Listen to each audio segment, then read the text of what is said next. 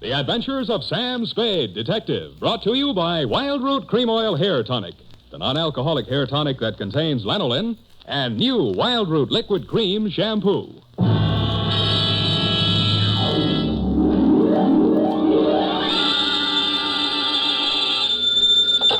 Sam Spade Detective Agency? It's me, sweetheart. You've heard of pulling a rabbit out of a hat? Yes? Well, I pulled one out of a pickle. What happened, Sam? What happened, she asked. Well, goodbye. Oh, don't go, Sam. Don't you feel like talking about it? Frankly, no, but it's expected of me. Sharpen a carrot, brew me some rabbit punch, What? get the hutch ready, for I'm about to hippity-hop through the door with the lowdown on the Flopsy, Mopsy, and Cottontail caper.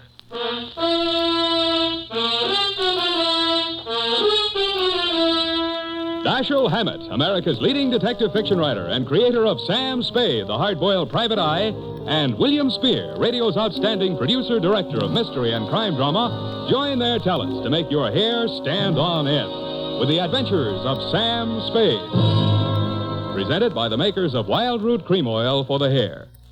Say, Mother, if you get a special thrill out of buying things the whole family can use, then stop at your drug or toilet goods counter for a big family-sized bottle or tube of Wild Root Cream Oil, America's favorite family hair tonic. Dad, Junior, Sis, yes, and you yourself, Mom, will find Wild Root Cream Oil ideal for grooming the hair neatly and naturally, for relieving dryness and removing loose dandruff. So, Mom, ask for it tonight or tomorrow for sure. Wild Root Cream Oil Hair Tonic. Again and again, the choice of men and women and children, too. And now, with Howard Duff starring as Spade, Wild Root brings to the air the greatest private detective of them all in the Adventures of Sam Spade.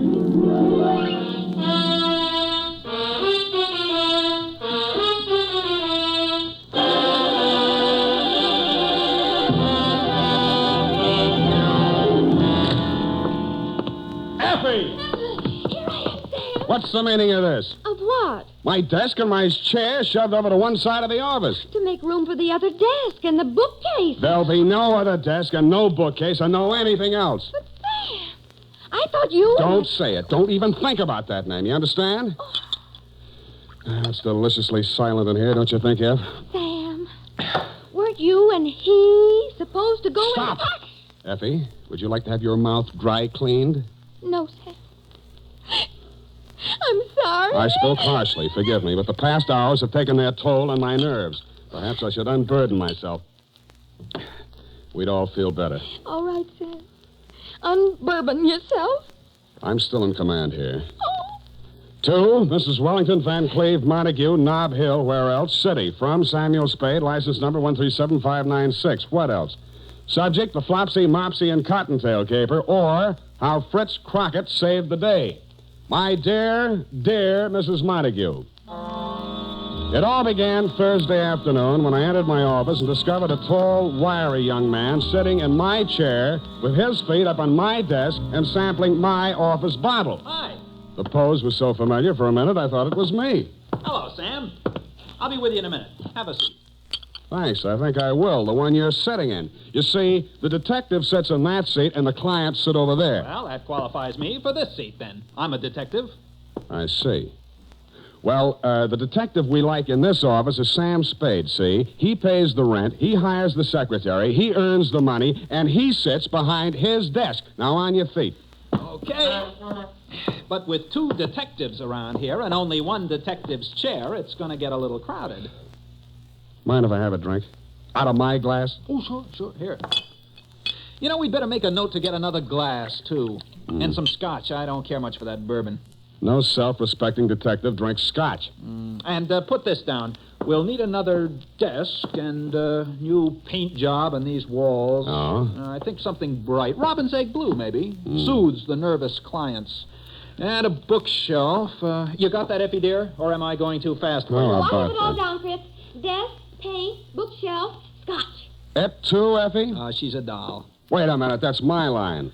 After I work with you a while, Sam, you'll appreciate me. So long. I'm great. Bye. You need me. Why? Because we'd be an unbeatable team. With my talent and your luck, we couldn't miss. Luck. Ever hear of Fritz Crockett? Chicago Fritz Crockett? Yeah. Never heard of him. Oh, Sam. Look, you're making a mark in your hometown. Now, why do you want to work for me in San Francisco? I lost my license in Chicago. Got caught on the hot side of a political battle. Worked for the losers, and the winners framed me for my license. Oh, gee, tough kid. That's I tough. can't get a license in any state until I clear that mess up. And so I have to work under somebody else's. Figures, but why me? Because I've kept my eye on you, Sam. I like the way you're developing. I think you could work well with me. Gee, thanks. Well, your application's received. Now, give me a couple of years to think it over, What's the matter, Sam? Afraid I might cut your reputation in town? You found me out. But anyway, bye. Chicken, huh?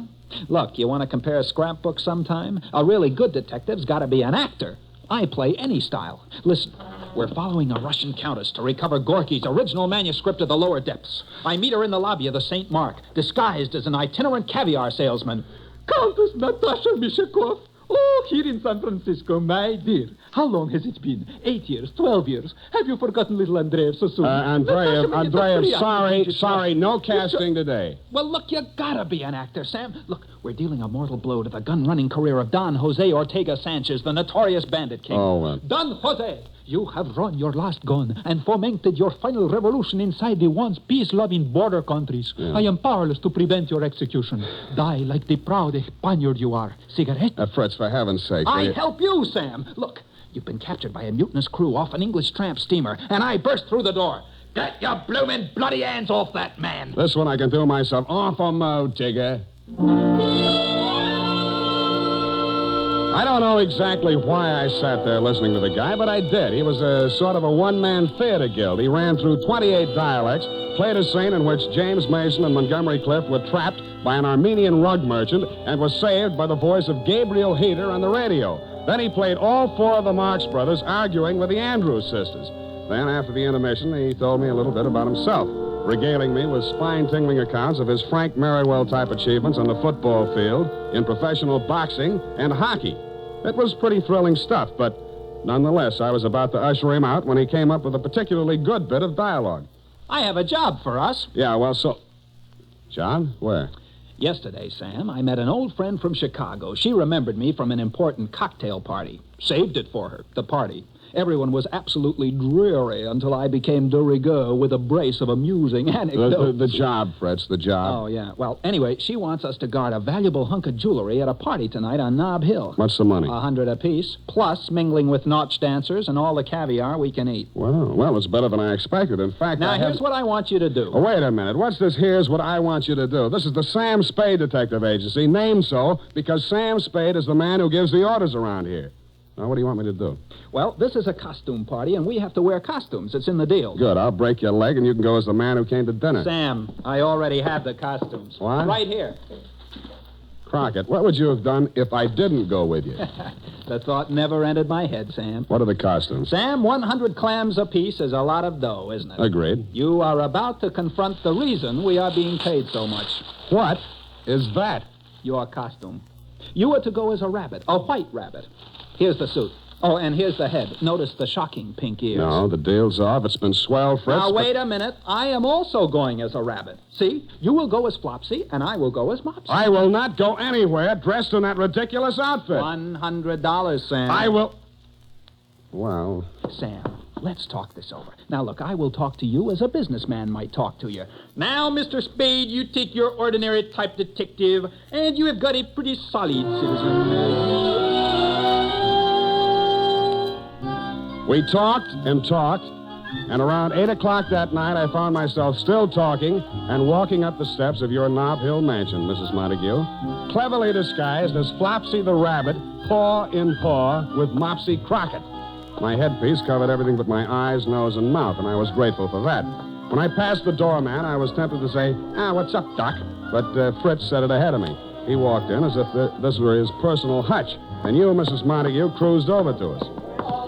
Here, my little bunny twins, aren't you both just darling? Yeah. Which one of you is Mr. Spade? Well, I'm Mr. Crockett, Mrs. Montague. Mopsy. You remember me from the Nesbit soiree. Ronnie and Benita, or maybe it was Gypsy introduced us, n'est-ce pas? Oh, yes. Oh, and Flopsy here must be Mr. Spade. I've always wanted to meet him. Thank you, Mrs. Montague. I am the straight man. How do you like my costume? Well- There's not another one like it in town. Yes, I'm sir. the only wooden imp in San Francisco. The trees will swoon. They will. Oh, you... Mrs. Montague, perhaps you'd be disposed to outline our job. Well, of course, Mr. Crockett. Myself, Mrs. Arlington Crippen McGill, and the famous Spanish artist Julio Doriego are going to pick the woman with the most fascinating costume. Search no farther. It could be no one but you. Flatterer! Oh. I'm not eligible. Oh. Then, at 10 o'clock, we will have the grand parade. The winner will lead the parade wearing a small jewel-studded crown. Oh, it's darling. Diamonds and emeralds and all sorts of amusing things. Well, this crown once belonged to Josephine of France. Imagine. Mrs. Montague, I hate to be an old killjoy, but are we here to guard the crown? That's right, Flopsy. I mean, Mr. Spade. Oh, it's all right. Of course, I don't expect any trouble, but it's so valuable. I can't take any chances. My husband picked it up in Iran.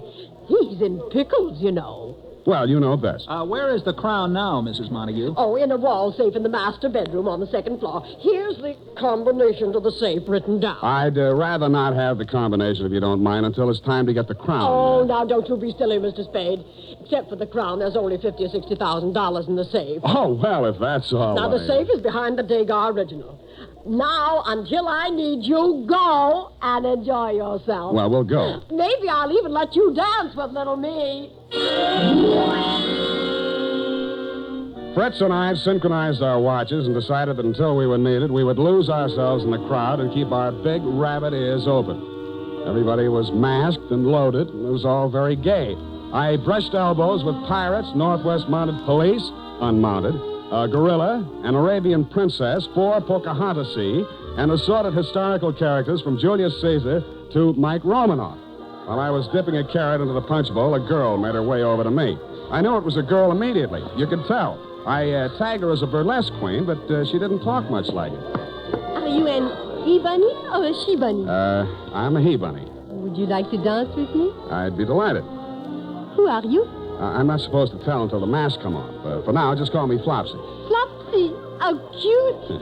You Americans have the cutest ideas. Yes. Speaking of ideas, what do you represent? Oh, I am a Folie Bergère dancer. Do you like me? From where I stand, it would be next to impossible to dislike you. Such a sweet compliment. Believe me, it was easy. Tell me, have you been in this country long? A few weeks. My family has sent me on a tour of America. I see. I am here as a guest of Monsieur Montague. Now tell me, you are a detective, are you not? As much as I regretted doing it, I hastily detached myself from Miss Foley's Bergère of 1949. How she knew I was a detective puzzled me. I saw Crockett talking with a paunchy red devil and a middle-aged Christopher Columbus and stopped by. They were big businessmen, obviously, and so was he. Well, now, you take your ordinary harsh tape abrasive, double duty function. It was impossible to interrupt him, so I moved on. Finally, I sat down to rest in a dim corner of the library, and I no sooner did than a large green pickle with 2 bandy legs sticking out of it sat down beside me. Want to buy the pickle? No, thanks. No. Go ahead, it's free. I only eat carrots. Thank you, just the same. I suppose you know who I am? As a matter of fact, I don't know. Well, I shouldn't tell you, but I'm lonesome for somebody to talk to. Yeah, my well- wife's dancing with another man. Sometimes I think she only likes me for my money. I find that hard to believe. I have millions, you know, just millions. I'm Horace Montague, the Pickle King. I've sold more pickles than any living man. Congratulations. You like my costume? Never smelled anything like it. I came this time as just an ordinary new pickle. Sometimes I come as a dill, sometimes I come as a gherkin. How jolly. Once I came as a sweet-sour mixture, Yeah. and I got very confused. Well, that's up to you. I guess all I really have is my money, but I get tired of being so rich. It was fun in the early days. I was a pioneer, you know. You started, I suppose, with just a wart. Yes. That's very funny. Very funny. Yes, well, keep laughing, Horace. I have to be running along. Thank you for talking to me. I was beginning to feel like an extra in Alice in Wonderland and headed back for the solace of the punch bowl. I saw Mopsy Crockett standing with a Foley's Bergère dancer and went over to him, but he suddenly turned and hopped away faster than I could hop after him. Why the coyness, I couldn't understand.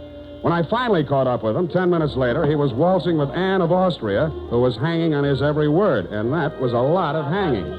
Darling, until you've tasted is my Lebkuchen. You have the spirit of Goethe, Schiller, Heine, all baked in one Kuchen. Mind if I cut in? If you must. I mean with the other rabbit. Come along, Mopsy. Well, of all the streets. Excuse me, darling. I come later back. Tell us, Sam, what do you hear from the mom? The idea of avoiding me. Me? Avoid you? I don't know what you mean. Crockett, don't you remember just 10 minutes ago my chasing you all over the floor? So help me, I don't. Oh, there you are, my little bunny. Yeah, here we are, Mrs. Montague. All right, you can give me the crown now. I'm almost ready to announce the winner of the costume contest. We haven't taken it out yet, Mrs. Montague. You haven't? Well, you just said you were going to get it. I didn't. Did you, Fritz? Not I, Flopsy. Now, bunny, stop playing jokes. One of you came up to me a couple of minutes ago and said you lost the combination to the safe, so I gave it to you again. You said you were going to get the crown. Now, where is it? I don't know, but let's find it. When we arrived in the master bedroom, the worst had happened. The Degas original was down off the wall. The safe had been opened. Believe it or not, the $50,000 or $60,000 habitually kept in it wasn't even touched. But you, Mrs. Montague, weren't worried about the cash. Oh, it's not there. The Josephine crown is gone. Oh, this is frightful. What will Horace say? We're sorry, Mrs. Montague. Sorry, you were supposed to guard it. It's your fault. Maybe you stole it yourself. Mrs. Montague, we did nothing of the I kind. distinctly remember saying you were going to get it, and I did give you the combination again. I know. Oh, it's Horace. Horace, what happened, hubby dear? I was walking down the hall, and a bunny came running out. Dragged me into a room, made me take off my pickle. Oh. He hit me on the head with something, then he took off his bunny suit, jumped right into my pickle, and ran off. Oh, my head. Crockett and I dashed down the hall to the room the Pickle King had abdicated. On the floor was the limp, unfilled costume of A. Rabbit. The Montague's party not only had a Flopsy and a Mopsy, but it also had a thieving Cottontail.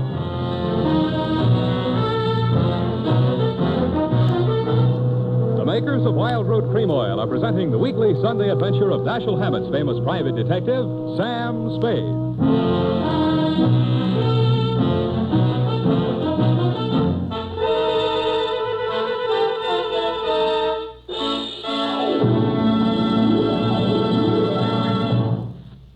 Now, here's important news on good grooming. If you want the well-groomed look that helps you get ahead, socially and on the job, listen. Recently, thousands of people from coast to coast who bought Wild Root Cream Oil for the first time were asked, how does Wild Root Cream Oil compare with the hair tonic you previously used? The results were amazing. Better than 4 out of 5 who replied said they preferred Wild Root Cream Oil. Remember, non-alcoholic Wild Root Cream Oil contains lanolin. It grooms the hair naturally, relieves dryness, and removes loose, ugly dandruff. So if you want your hair to be more attractive than ever before, get the new 25-cent get-acquainted bottle of Wild Root Cream Oil, America's leading hair tonic, on sale at all drug and toilet goods counters. It's also available in larger economy bottles and the handy new tube. By the way, smart girls use Wild Root Cream Oil, too, and mothers say it's grand for training children's hair. Get Wild Root Cream Oil. Again and again, the choice of men and women and children, too.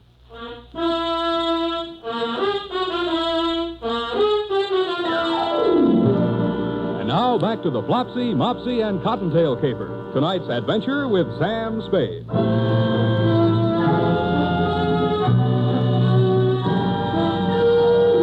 I left Fritz Crockett and you, Mrs. M, attending to Horace in your master bedroom and pounded down the stairs, through the guests, and out the front door. I was standing there wondering where to pick up the tracks of a rabbit-turned-pickle when I saw the Foley's Bergère dancer come running out of the Montague mansion through a side entrance and enter a taxi.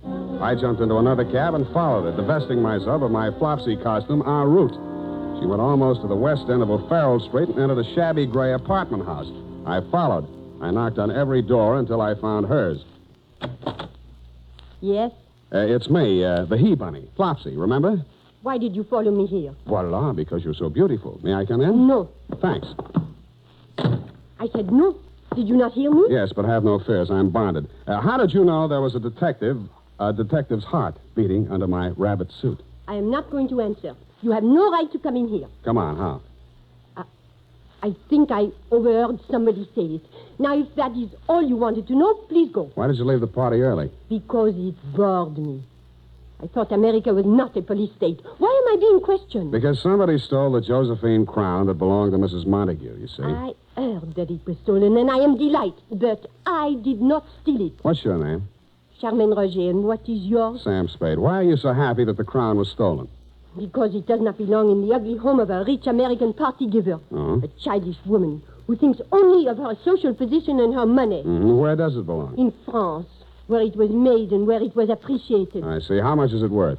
In money, almost 52 million francs. In sentiment, more than one can say. Now, will you leave me You're alone? saying that the crown means more to a Frenchman than money, hmm? How would you like it if your Abraham Lincoln's desk was being used by some French businessman to serve cocktails over? I get the point. I tell you again, I do not know what happened to the Josephine crown tonight. Do you believe me? I did, but only because when she left the party, she wore only her costume, and that costume wouldn't have hidden, well, she couldn't have had it on her.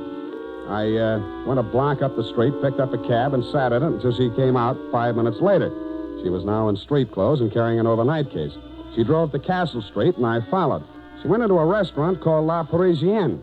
I waited a discreet moment, then went in. She was nowhere to be seen. But a tall, lean, black-haired individual approached me with a menu in his hand. Good evening, monsieur. I regret to say that we are just closed. I'm not interested in meeting you. Where's the girl who just came in? Girl? In here? Don't dummy on me. She walked right in here 30 seconds ago. Brown hair, red coat. Charmaine Roger by name. You have made some mistake. You can see there is no one here. I have made no mistake. Now complain, will you? Monsieur, contain yourself, please. Let me go. No girl came in, but if one did, there is no place to hide but the kitchen. All right, then show me the kitchen. Monsieur Bonneau. Monsieur. Oh, my. Spade. Well, it didn't take you long to get here, Mr. Montague. Well, Don't move, Mr. Spade. I have a knife at your neck. Yes, I feel it. Shall I take care of him, Monsieur Montague? No, Bonneau. Put down your knife. Thanks. Mr. Spade and I will sit down at the table and talk quietly. You can go. As you say, monsieur. But I will keep out an eye. Let's keep an eye out. Sit down, please. Spade, while you're here, I have a personal matter to take up with you. About the Josephine crown? Yes. Well, I'm sorry to report that as yet I haven't found it. Good. I'd be happy if you never found it. Oh? Does Mrs. Montague know you feel this way? No, and I'd be equally happy if she didn't know. Mm-hmm. In other words, you want me to stop looking for it. That's the idea. Oh, you could make a pretense of trying to find it, but no more. That's interesting. I'll pay you a good fee if you'll do this for me. Why don't you want it found, Mr. Montague? Well, I'll talk to you man to man. Please do.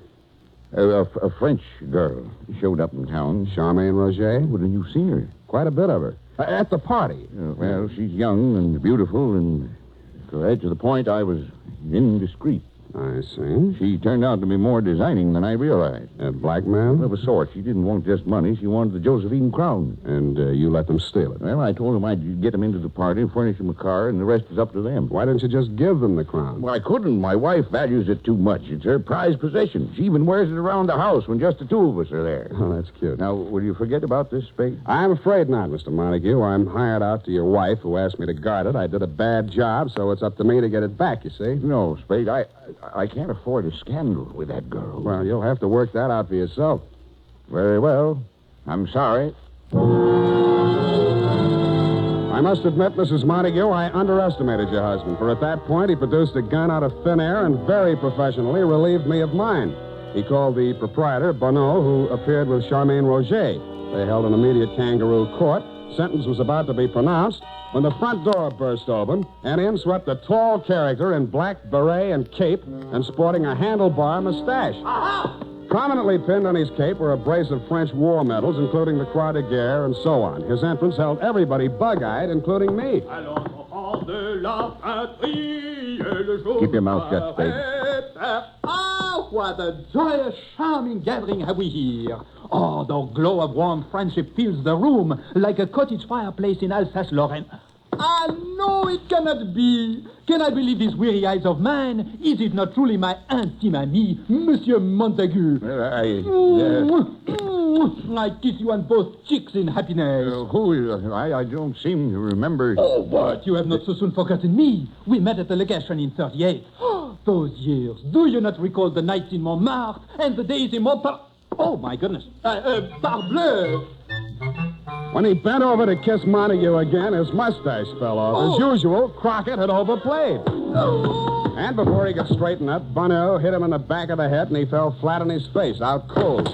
That was my cue to go into action. I turned over the table, wrestled with Horace and Bonneau, while Charmaine was striking at me with the heel of a shoe. I got to the gun first, and everything came to a sudden lull. At that point, Fritz Crockett came too. Oh, mes amis, where did the sudden darkness come from? Yeah, well, you can drop the dialect, Crockett. Oh. I wish I had a picture of you there on the floor for your scrapbook. Oh, it was in the act, Sam, all in the act. Yeah, well, you think you're well enough to hold this gun while I make a search? Oh, leave it to me, Sam. Everything will be under control. Now, stand back, everybody. I'm in charge here. The U.S. government is not entirely without influence in Washington.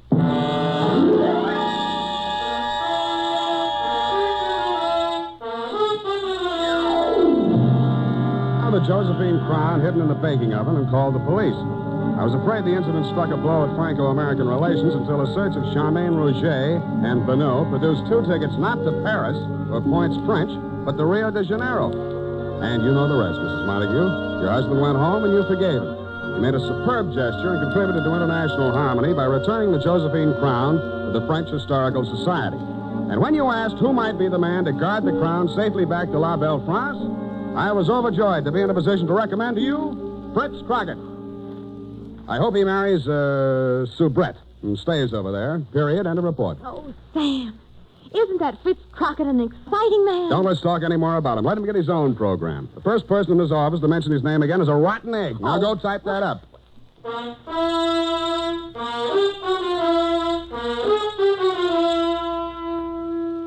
Don't buy a different brand of hair tonic for every member of your family. Get the one kind they all like. Wild Root Cream Oil Hair Tonic. Wild Root Cream Oil grooms your hair neatly and naturally, relieves annoying dryness, and removes loose, ugly dandruff. Get a bottle or tube tonight.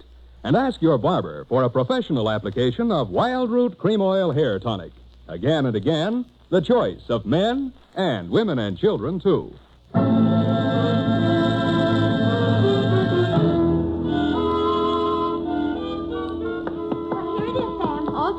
Oh, thanks, Sonny. Sam Spade Detective Agency. Oh, it's for you, Sam. Hello. It's me, Sam. Fritz. Oh, no. I'm at the airport. I just wanted to tell you I'll be out of town for a while. Won't be using the office, so just take the whole thing over. Well, that's very generous of you. And you can use Effie if you need her for anything. Well, I'll never be able to repay you. Oh, that's all right. You did a pretty good job on the caper today. Thanks. I was just talking with Mrs. Montague, and I told her, I said, if you I'm want to looking over. You're not even listening. I've heard enough of him for one day. Come here. Tonight you'll have to be satisfied with my one arm hug. Come here. Oh, that's good enough for me. Oh. Good night, Sam. Good night, sweetheart. Good night, Fritz.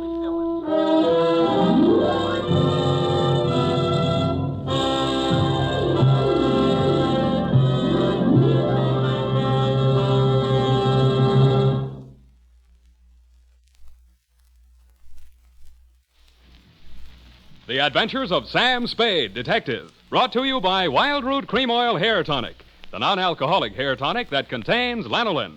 Wild Root Cream Oil, again and again, the choice of men who put good grooming first.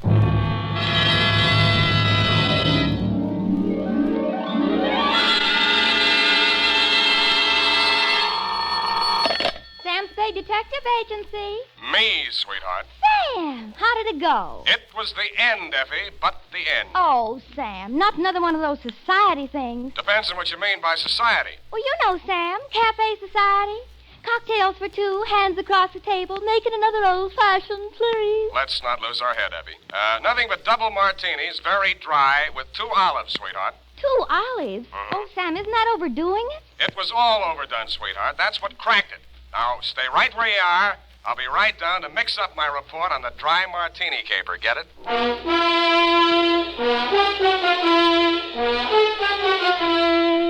Dashiell Hammett, America's leading detective fiction writer and creator of Sam Spade, the hard-boiled private eye, and William Spear, radio's outstanding producer-director of mystery and crime drama, join their talents to make your hair stand on end with the adventures of Sam Spade.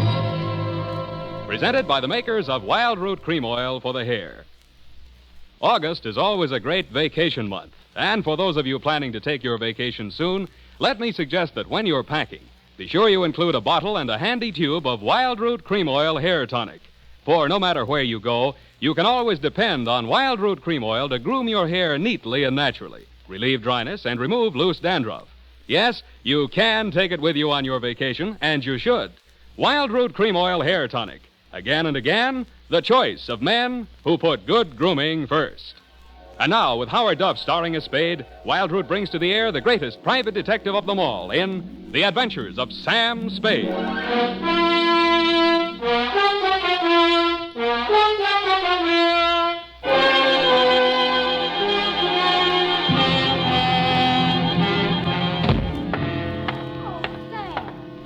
Sober as an owl. Wise as an owl, sober as a judge, F. Oh.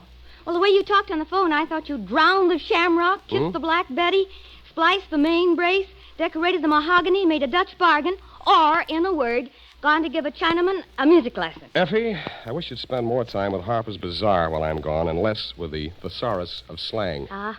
Didn't know I could say that. Are you sober? Well, I've been riding the choo-choo, drinking Adam's ale. And if you don't believe it, just ask me to walk a chalk. Okay, heelsy-toesy, arms akimbo, eyes glazed. Yes, Sam. Now then, tip of the forefinger to the tip of the nose. Oh, Sam, it makes me dizzy. Dizzy Gillespie? Dizzy go... Oh, Sam. Exactly. And you are not sewn up, shagged, shellacked, shickered, stuccoed, tap-shackled, stiffo, or real crazy. Well, you know best, Sam. Good. Now try this one. Yes, Prez. Sitting posture, limbs cruciform. What? Cheesecake style. Oh, Sam. That's it. Now place the notebook. Just a little higher. Good. Yeah. Now apply the tip of the pencil to the top of the fool's cap and proceed viz. Viz. Date. August 1st, 1948. To Mrs. Netta Martini, 1000 Marina Boulevard, San Francisco. From Samuel Spade, license number 137596. Subject, Dear Netta. The first I knew of the caper was day before yesterday morning when I saw your husband's picture in the paper. It was one of those lovingly retouched executive-type photographs of a man in his late 40s or early 50s, graying at the temples and wearing an embalmed man of distinction look. The story was headlined, Corporation Head Waylaid by Mysterious Assailant. Chauffeur foils would-be kidnappers at offices of Martini Trading Company. The item under it wasn't as thrilling as the headline. Sounded as if he'd been knocked down for his wallet and the attempted kidnapping had been dreamed up by a bored city news reporter. I tossed it into the wastebasket along with my morning mail and went back to the Police Gazette. On page 3, the phone rang. Unique Garage, Harry speaking. Mr. Spade? One moment. Who's calling? Gordon Martini. Not Gordon Martini, the corporation head, waylaid by mysterious assailant. Chairman of the board, and there's nothing mysterious about it. Then what are you doing on this phone? I can't talk on the phone. Where are you? In a hospital? I left that pest house this morning. I'm at my residence, 1000 Marina Boulevard. Mm-hmm. It will take you exactly 20 minutes by cab. You will meet me in front of the building, and we'll have our conference in my car en route to the office. Where's your office? Downtown Post Street. Oh, why don't I meet you there? I'm a busy man. Have a full calendar. I'm already late due to all that hospital red tape. But I can fit you into my schedule if you'll hurry. Now, look alive, man. Well, it's a little early in the morning, but I'm trying hard. Good. What will you want for a retainer? I'll let you know if I decide to take the job. Fair enough. 20 minutes. I'll expect you. I should have looked more alive. It took me 2 minutes to get onto the street, 1 minute to flag down a cab, and 18 minutes to reach your address, Netta. A total of 21 minutes. As my taxi drew up to the curb in front of the canopied entrance to the corner apartment house at 1000 Marina, I saw your husband pacing indignantly up and down in front of the entrance, pausing only to glare at the outsized chronometer on his left wrist. His gray Homburg was perched atop an outsized turban of gauze bandage that decorated his head. You're Spade. You're exactly 1 minute and 22 seconds late.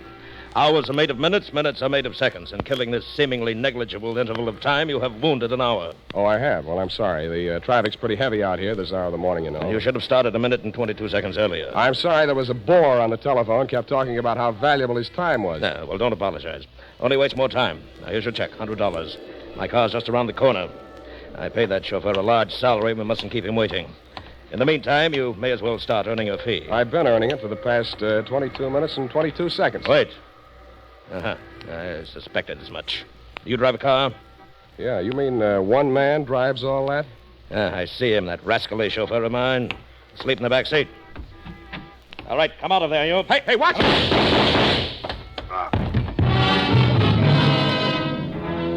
I was behind him and a little to the right. The shock of the rapid-fire 30-caliber slugs lifted him off his feet and knocked him against me. I went down under his 300 pounds of dead weight. By the time I rolled him off of me and got up, the gunman had jumped out of the limousine and into a gray sedan that was double parked alongside.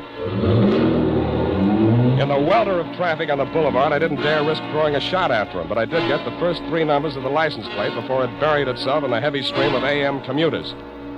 That's when the air changed from exhaust fumes to something out of a Persian garden. I turned and looked for the first time into your Nile green eyes, Netta, and saw you twisting a handkerchief in your pale hands I might have loved beside the Shalimar, but on Marina Boulevard they looked like hysterics dead ahead. Who did it? You saw him. Don't lie to me. Why don't they come with Here the now. ambulance? Why are all those people standing around there staring at me? Make them go Calm away. down. Make them go away. I Take can't it. stand Now, it. stop it, will you? That's better. Now, come on over here. Who are you, his wife? Yes, and it was all my fault. This is the end. I called Ernie out the window and asked him to come upstairs. I wanted him to return some lingerie. They sent the wrong color, peach. Yeah. Who's Ernie? He's our chauffeur. I was looking for the exchange slip when we heard the shots. Is he dead this time? Yeah, they'll go to pieces. Poor Gordon, he had so many enemies. He didn't drink well, you know. People dropped us like flies. Well, they certainly dropped your husband. Are you a policeman? No, but I'll do until the real thing comes along, which is right now. If I were you, lady, I'd go back upstairs and relax. They'll get to you soon enough. Yes, I suppose you're right. Poor Gordon, he looks so natural stretched out on the pavement. Yeah. I keep thinking he'll get up and stagger on into the elevator. He didn't drink at all well. Go on, will you? All right, I'm going. Oh, Ernie, where did you go? Down at the garage. I heard a car drive in. Poor Mr. Martini. It's all my fault. No, Ernie, it's mine if I only hadn't mislaid that exchange slip. What? You know, when I called you out the window to come and get that package. Oh, that. What do we got here? Who's the witness? Me. Oh, Spade. Lost another client, huh? Not quite. I hadn't cashed the check yet. Well, they got him anyway. All right, clear a space in there. Let him through with that stretcher. Step over here out of the crowd, Sam. I want to get that statement. Yeah. Okay, Gary, take it down. Got a pencil? Yeah, and I want it back. Let's have it. This guy is Gordon Martini. He headed up a local firm, the Martini Trading Company. Yeah. Last night he was working late at his office. Got boinged. All right. Phoned me this morning. Didn't know why. Thought maybe he wanted a bodyguard. Anyway, he needed one. Mm-hmm. Gunman was crouched in the back seat of the limousine, shoved the carbine out when Martini opened the door. Carbine, huh? Didn't get a good look at him. You could see why, the way it's closed in. No side windows. Foreign car, isn't it? Stop drooling. You can't afford one. You getting all this? What about the getaway? Martini fell on top of me. I saw the getaway car on the back of his head. Yeah. The car was a gray sedan. The back of his head was a standard make, too. Only got the first 3 digits of license plate, 5D9. 5D9. Anything else? Yeah, give me back my pencil. The homicide boys want some help. They know my fee. Mr. Spade. This is Martini. Why aren't you and Ernie upstairs getting your alibis shaped up? Oh, please, I can't face the questions just yet. Would it be legal if I just avoided them till I can collect myself? I don't know about legal, but it might be smart. Where can we talk?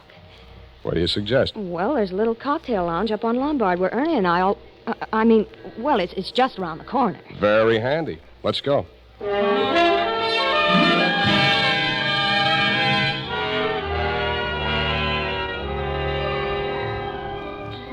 Against my mother's advice, I should have listened, but, well, that's why I married Mr. Martini. Well, that brings us up to 1943, and it's only 11:45. You're just like him, always holding a stopwatch over my head. Always? Well, he drank, you know. You told me that. But it's much more important than you think. He often fell down and bumped his head. You mean that mysterious assailant that waylaid him last night in his office was a double Martini? 2 pitchers full before dinner. 2? Ernie had to carry him up to his office. Well, what did he go up there for? Oh, we had an appointment with the vice president of the firm, Mr. Nesbitt. Something had come up, and he wanted Gordon to sign some papers. I don't know what. It wasn't the first time. I waited outside in the car. After Ernie had taken him upstairs, he came back to the car, and we talked. Ernie has alibis upstairs, downstairs, and all around the house. Well, then when the others came out and Gordon didn't, Ernie went upstairs to see why. Others? Mr. Nesbitt and who else? Mary Callahan. Secretary? No, she's an attorney. And if you think everything was legal between those 2, well, but after all, who am I to call the kettle black? Now, what are you trying to tell me? That you got him drunk so they could make him sign some papers? That he got himself drunk so he couldn't write his name? Or that he just got drunk and fell down? Between you and me, I think she pushed him down a flight of stairs. In his condition, he'd never remember. Why are you putting the finger on the Callahan dame? Well, what would you think? She was the last one out of the building. Why didn't you want to tell all this to the police? Well, I didn't want to talk about his drinking. Things were bad enough already. That would have been the end. Oh, that's as good an answer as any. What do you want me to do for you? Prove that she did it and Ernie didn't. I'll let you take care of Ernie. Oh, no. I don't want to alibi him unless I have to. He might get the wrong idea. You mean I've got the wrong idea? He might think it meant I still care for him, and I don't. I can't stand him anymore. The way he chews those toothpicks. And besides, if his alibi is too good, I might have trouble about that carbine in the backseat of my car. Pardon me, it sounded as if you said you might have trouble about a carbine in the backseat of your car. That's what I said. Where is your car? In the garage. But somebody had it out this morning. They scraped the fender coming back in, and they ran into the wall. They must have been in an awful hurry. Tell me, this car of yours, it wouldn't be a gray sedan? Yes. License number? Oh, wait a minute. It's on my keyring. Here, 5D90... That's enough. Why didn't you tell me this before? Well, I couldn't get up the nerve. After I heard you tell that policeman the gun that killed Gordon was a carbine, and the gray sedan and all that, well, it's the end. I hoped you were right, but I didn't think so. When I went to look at the gray sedan in your garage, I knew you were wrong, dead wrong. It was the getaway car, all right, and the carbine, as you know, was proven later to be the one that killed your husband. But Ernie had turned into a very poor suspect indeed.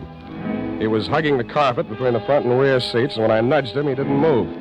He'd been shot at closer range than Gordon Martini, and the killer had used only one slug. It was planted in the base of his brain, which made him not only a very poor suspect, but a very dead one.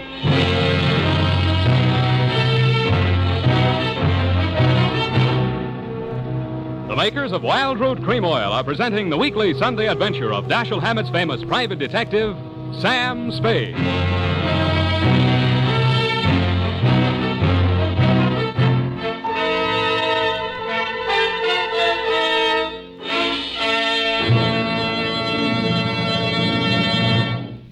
If you want the well-groomed look that helps you get ahead socially and on the job, listen. Recently, thousands of people from coast to coast who bought Wild Root Cream Oil for the first time were asked, how does Wild Root Cream Oil compare with the hair tonic you previously used? Better than 4 out of 5 who replied said they preferred Wild Root Cream Oil. And no wonder. Wild Root Cream Oil grooms the hair neatly and naturally, relieves annoying dryness, and removes loose dandruff.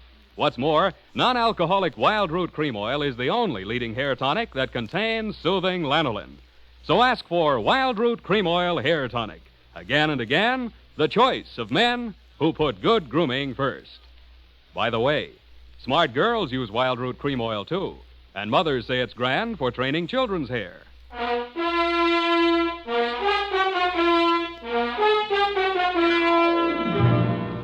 And now, back to the Dry Martini Caper. Tonight's adventure with Sam Spade.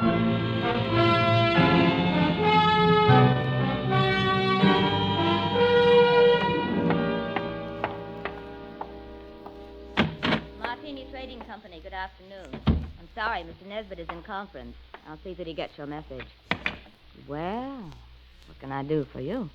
I would like to see Miss Callahan. Miss Callahan is in conference with Mr. Nesbitt. Good. I would like to see them both. But I have orders not to disturb them. You do not have to. I will. Just a minute. You can't go breaking in like that. Yes, and I'll tell you something else. He won't ever get away with it. Why, everyone in this town knows about your underworld connection. Why, you doddering old fool, when I get through with you, if you don't go to the gas chamber for Gordon Martini's murder, you'll wish you Oh, had. If I go to the gas chamber, it'll be for killing you, not Gordon. Oh, you said it. Oh, why didn't I have witnesses here? Miss Callahan? Did you hear that? You weren't talking loud enough. I didn't hear a thing. Well, come on in here, and I'll tell you a thing or two. Close that door. Now, sit down. Thanks. I listen better on my feet. Oh, so you're the detective Netta Martini employed, eh? What's she paying you? That'll depend on how much I have to do for her. Well, I'll tell you how much you'll have to do for her. You'll have to make a case against me, and that's not going to be easy. Why do you think she's out to get you? Why, indeed. For years, this moth-eaten mouthpiece, this parboiled Portia, has been victimizing poor Gordon, taking advantage of his weakness for drink. Oh, Now that she's liquidated him, she appears with 55% of the common stock. Motive enough, eh? Why, you fraudulent old fool. I simply bought up his debts and threw an attachment on those stocks. Unethical, but perfectly legal. Look, Why, you're not even a proper thief. You're nothing but a bumbling old embezzler. Now, listen You had here. him killed because he was going to call in the auditors to look over those books of yours. The Dean of Double Entry, Mr. Spade. Look, will you save this for the courtroom scene? Now, you've convinced me. You're both crooked. I'll see that you both go up for something. That's a promise. Oh, Mr. Spade, I gave you credit for better sense. Do you know that this Medusa of the magistrate's court, this harpy of the Hall of Justice, tricked him into changing the beneficiary of his insurance the very night she pushed him down the stairs? And you were all in favor of it when you thought you held the controlling interest in the company. Answer that. You see, Mr. Spade, he can't answer that. Good. I'm glad one of you is temporarily lost for words. Now, I only want to know one thing, and I want a straight answer. And if either one of you starts off on another speech, I'm going to push you into the nearest cloakroom and lock you in together. Why, you wouldn't dare. Try me, sweetheart. Well, what do you want to know about this Amazon ambulance chaser, this Trilby of the traffic court? Watch it. Well, what do you want to know? About Martini's insurance policy. Now, you say he changed the beneficiary. Please answer in 10 words or less. Who was the beneficiary and who is the beneficiary now? I'll have to answer that question in 2 parts. The beneficiary was his wife. He changed it to the Martini Trading Company, a corporation of the state of California. Thank you, and goodbye, Mary Callahan.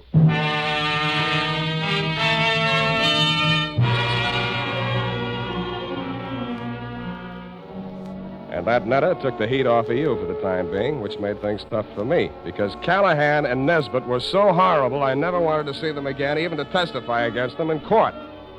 I was sure of one thing. None of you had pulled the trigger of that carbine. There'd been a hired killer behind it, and the way he operated, taking crazy chances in broad daylight in a crowded street, told me an important thing about him. That night, I made the rounds of the joints. At a plant called the Bing Room, I found a bouncer who'd tossed out a customer that'd run up a bill and tried to pay it with a $1,000 check. He sent me to the Atlas Hotel.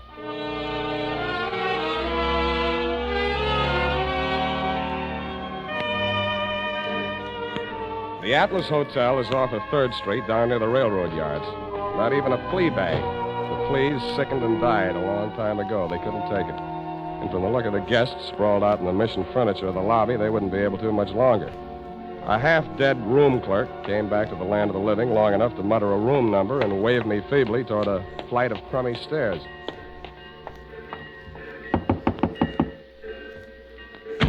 Yeah, what do you want? You, Hack Hartman? Hey, you got anything for me, huh? Yeah, I got news for you. Get back in the room. I'll tell you all about it.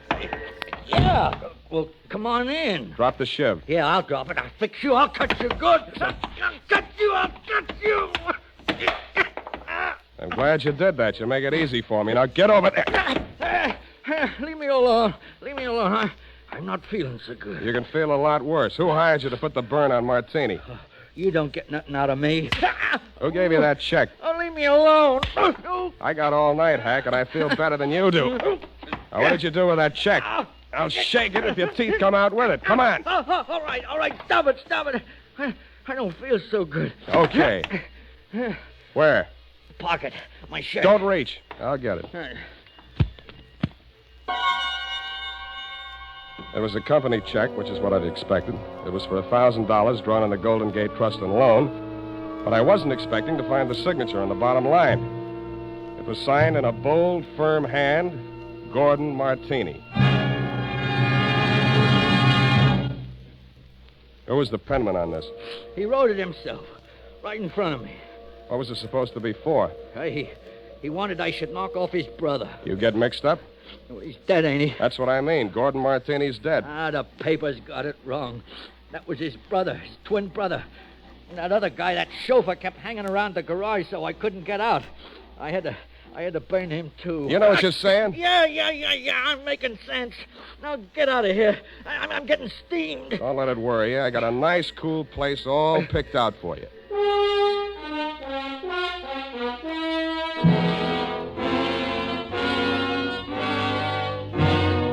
After I turned Hack over to the cops, I did what checking I could on my own at that time of night. As nearly as I could learn, Gordon Martini could never have had a brother, twin or otherwise. He was a first child. His mother died in childbirth, and his father died 1 month later. So I went back to the offices of the Martini Trading Company, glass-keyed my way in, and made a quick frisk of it.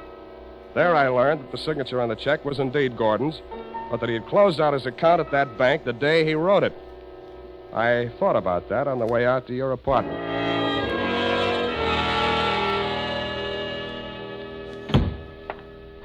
Sam, I've been calling and calling, trying to reach you. I've been so worried. It's the end. This time you might be right.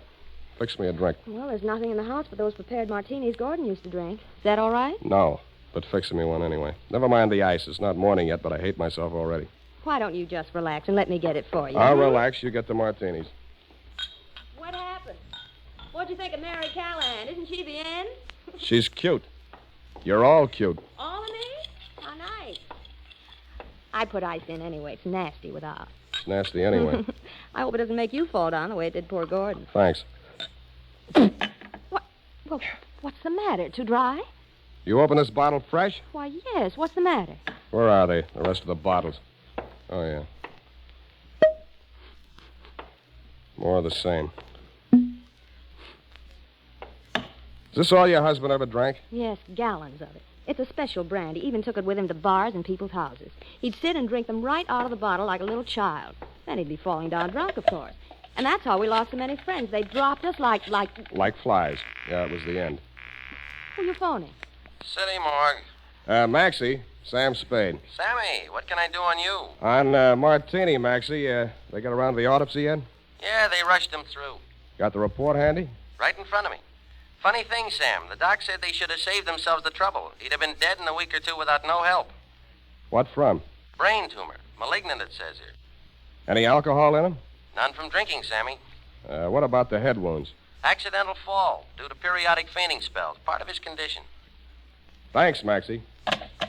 Well, what is it, Sam? Were the martinis poisoned? No, sweetheart. The martinis were colored water. Why, they couldn't. Well, what made him get so drunk? He didn't. He was sick. But, Sam, who killed him? He killed himself. But he couldn't have. He hired a gunman to do it. He planned his own murder. But that's... Well, why didn't he leave a note or something? He could have ruined us all. Come here, sweetheart. Put your little head on Uncle Sam's shoulder. Why, Sam... That's, just what he wanted you to do. He wanted to ruin you. He let Mary Callahan fleece him out of his interest in the company. He let Nesbitt juggle the books. He let you go your way with Ernie. He let all three of you fix yourselves up with as nice a set of motives for murder as a jury could ask for. He couldn't have... The real joker was the check he used to pay off the man he hired to kill him. It bounced. It also proved he'd planned his own murder. But he still has his revenge. Because the insurance that would have kept the corporation from going broke won't be paid off on account of the self-liquidating cause. Oh, Sam, darling, what's going to become of us all? Well, Callahan and Nesbitt will probably sue each other to death. You might have to go to work and earn a living. Well, I have $500. I might invest it in something. You already have. Here's my bill. But, Sam, you didn't help me. What? This is the end. No, it isn't, sweetheart. This is the beginning. Come here.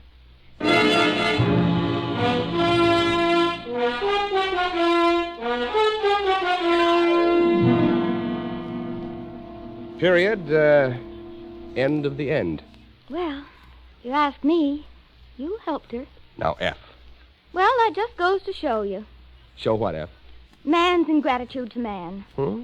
But what did Mr. Martini have against you? Why, nothing, sweetheart. He, just needed a smart operator like, Johnny Madero was on vacation. Sam. Hmm? Have you cashed that check Mr. Martini gave you? Well, not yet. Sam, any bartender would know better than to take a check from a man who drinks that much. F, you haven't been paying attention. He didn't drink. He didn't. I was able to establish that later on. You haven't been listening. Well, at the time, Sam, for all anybody knew, he was a hopeless drunk. He was, Sam. Oh, you're so wonderful and trusting. But I do wish that you'd understand this. He was a hopeless drunk. For the last time, Effie, he didn't really drink. I'll just type this up, Sam, while you call the bank. I'll do that.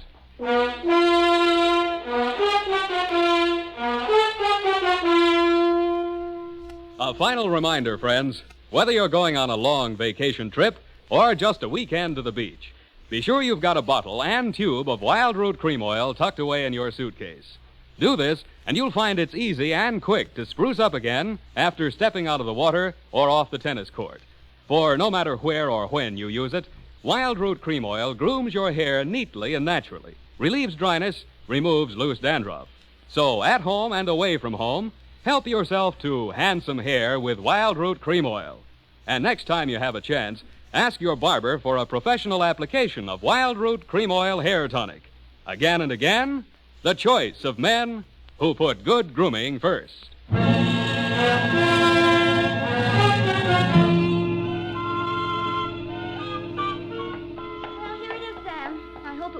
price of the paper and carbons. You made carbon copies of that? An unimportant report like that? Oh, it bounced? Well, the estate isn't settled yet. Oh, Sam, you're so wonderful and trusting. Effie, I am not wonderful and trusting. I am a hard-boiled private eye. I know. It's just a pity there's no money in it. And I'm also two-fisted. Sam, Hmm? have you ever thought of ceramics? Of what? Ceramics. It takes virtually no capital. All you need is a small furnace and some clay. And if you don't have any talent, you can just make ashtrays. Thanks, I already have one. Oh, flower pots are fun. You can pop them on a wheel. And you can pot your hat on and wheel on out of here and also take your furnace and clay. Oh, I love you when you're so gay and carefree. I am not gay and carefree. You are a hard-boiled private eye. Good night, Sam. Good night and sue me for your back salary, sweetheart.